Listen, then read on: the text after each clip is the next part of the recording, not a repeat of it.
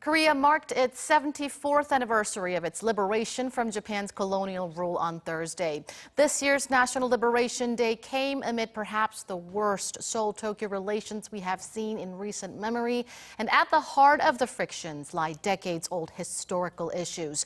One of the unresolved and contentious topics between the two countries is Japan's wartime sexual enslavement of Korean women. Korean women were not the only victims, let me clarify. Japan also enslaved women from other countries, including China, Vietnam, and the Philippines.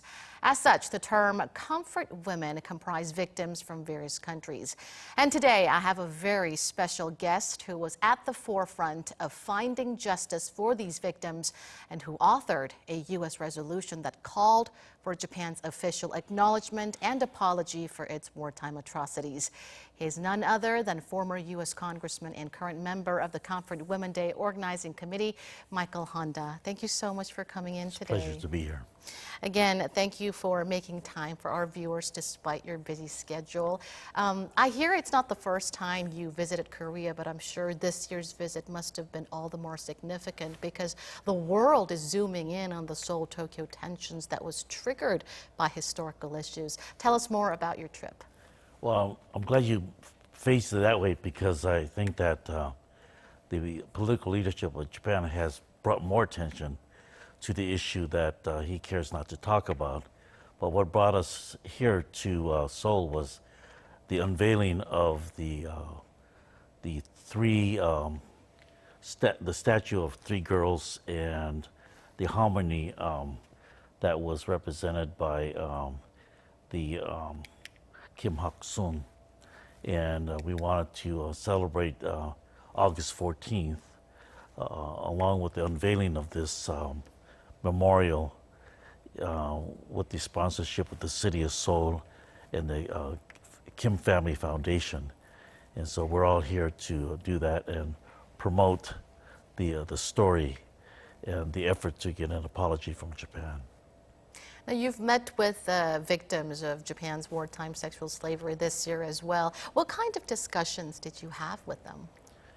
Well, this is probably my sixth time I visited with them, so they're beginning to recognize me, and we talk about their determination and their willingness to keep fighting for this apology. And on my part, just to remind them that and let them know that I have not given up. This fight continues, and that I have their backs in trying to also effect an apology, a legal apology from Prime Minister Abe. Now, for many years, you were at the forefront of raising awareness on Japan's wartime sexual slavery in the U.S. as a congressman. You authored and led the passage of the U.S. House of Representatives Resolution 121, which urged Japan to formally acknowledge and apologize for its wartime atrocities. Could you tell us more about this resolution? Certainly. The resolution that was passed in February and then July of 2007 met with great anticipation by the members of Congress. But it didn't start there in Congress. It started in California, where I learned about the atrocities of the Japanese military that had perpetrated in Asia, and specifically the issue of the Wianbu sexual slavery.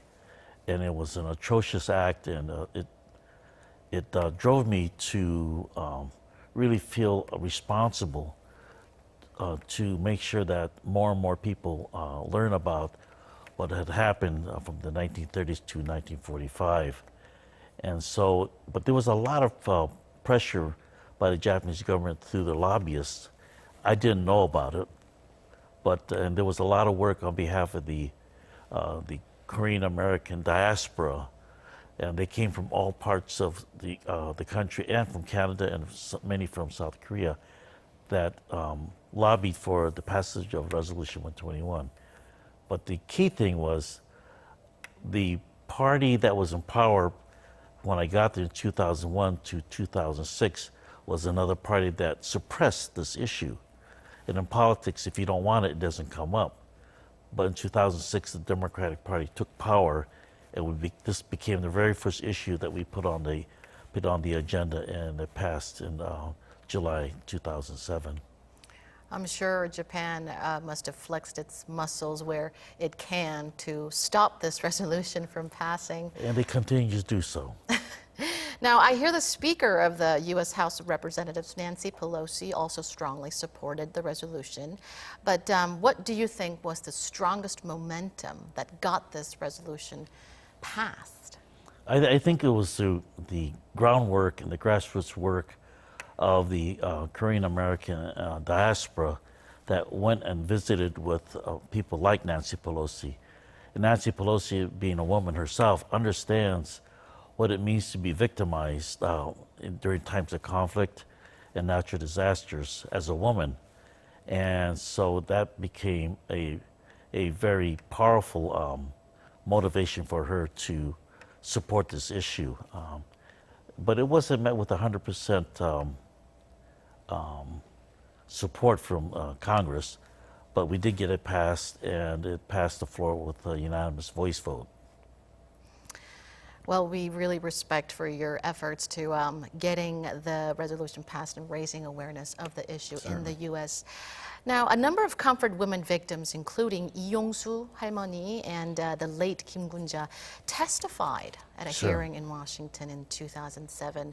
What was the reaction like at the U.S. Parliament? Oh, those two ladies were so powerful. It was, what I do remember was the testimony of harmony Lee Yong-soo when she finished her testimony in front of the subcommittee and in front of the chairman, Eni Falumavega, who was really responsible for putting this on the agenda. She said to Congress and to the world, it was a message to the Japanese government that if you cannot apologize, then give me back my youth. And I think that that sense of vigor and the spirit and determination is really represented by some of the things that we see with the butterflies and things, but it really represents the true nature and spirit of all the harmonies, past and present, that the demand is a demand that's heard clearly around the world.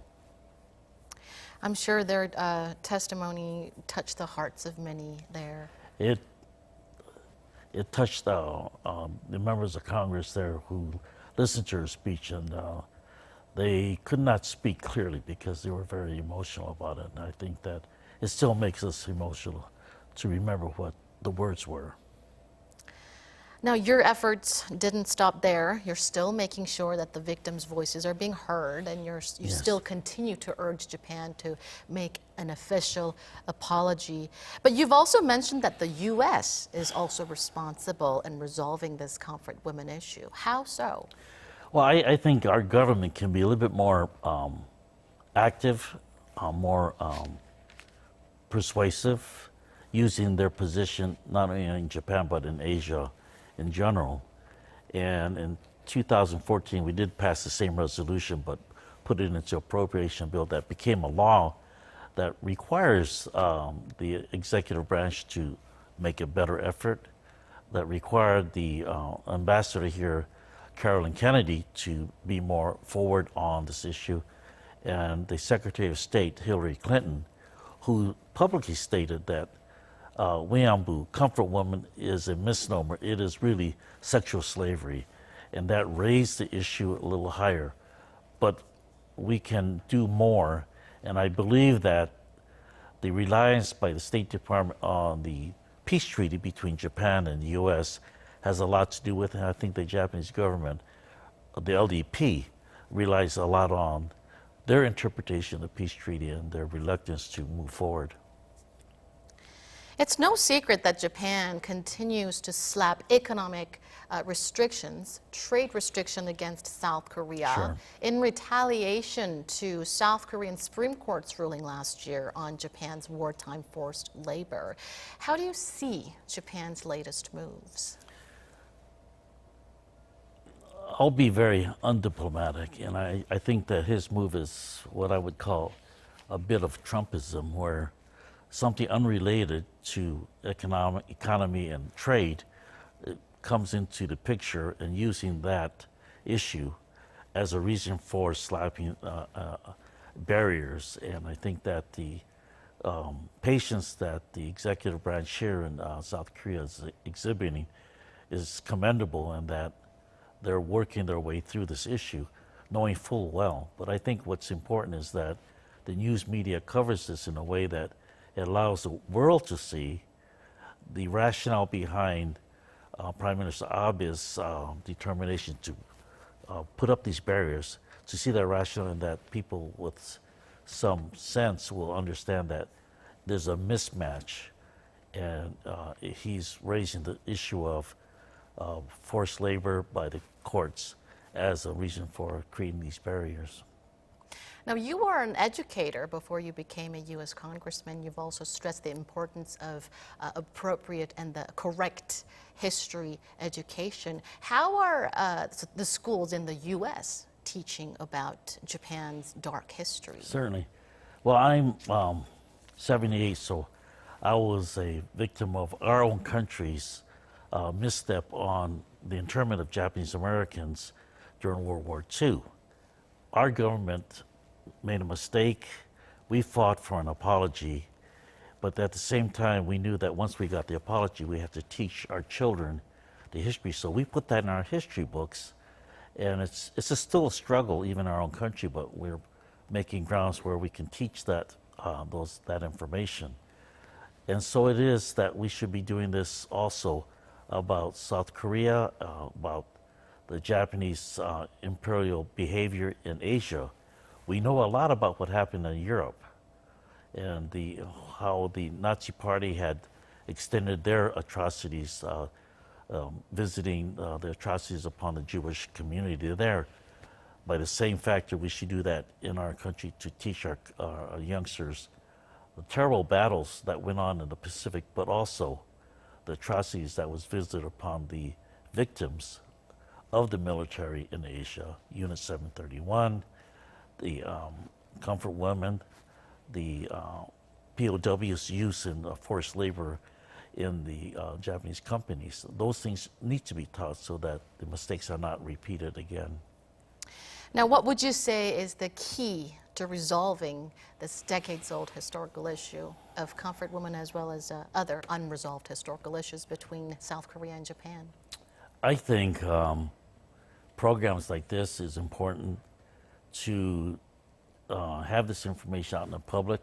I think public pressure through informed policymakers, like in the U.S. and other countries, to continue to talk about it and bring it forward, to keep encouraging the Japanese government to do the right thing, to do the legal, unequivocal, unambiguous apology, and then put these things in their own textbooks. Public pressure, I think, has a big influence, it's great leverage for the Japanese government right now. Now, one last question before I let you go. Sure. What motivated you to be so passionate and so ardently involved in finding justice for these victims? Well, I mentioned the internment, Japanese-American internment, and how government will make a mistake because of racial prejudice, wartime hysteria, and the failure of political leadership. Those three things, I think, are still dominant in the Japanese government. You know, in the past, it's about war hysteria, it's about prejudice among the people that they had conquered, and the failure of appropriate political leadership, and that's what we're looking at. And I think that if we could do it in our own country and have our own country, a democracy, a mature democracy, to recognize their mistakes and apologize for it and make amends, so should a democracy like Japan be able to look at their past, come to grips with it, and move towards reconciliation through a legal form and recognizing what they had done to the victims and giving the victims their due apology. That way it will improve the relationship of the Asian countries, but also lift the spirits of the victims that have died without an apology, and give that gratitude and that apology to the current living victims, and we got to do it before they die. And governments will try to outlast the victims. That's why we have to make this important and get it done before our hominies pass away. Right, time is running out. Thank you so much, Dr. Honda, for sharing your very special stories with us today. I appreciate it. Thank you. Thank you. And that does it for this edition of News in Depth. From all of us here at Arirang, thank you for watching and have a great weekend.